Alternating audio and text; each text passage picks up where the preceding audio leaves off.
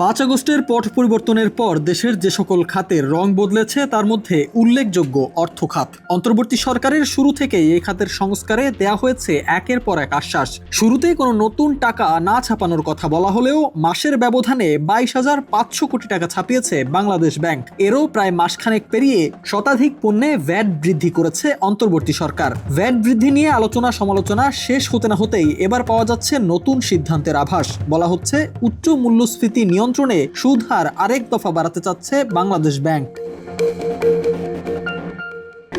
চলতি 2024-25 অর্থ বছরে জানুয়ারি থেকে জুনে মুদ্রানীতিতে আসতে পারে এই ঘোষণা। এতে গ্রাহক পর্যায়ে বাড়বে ঋণের সুদ, যার প্রভাব পড়বে ব্যবসা বাণিজ্যে।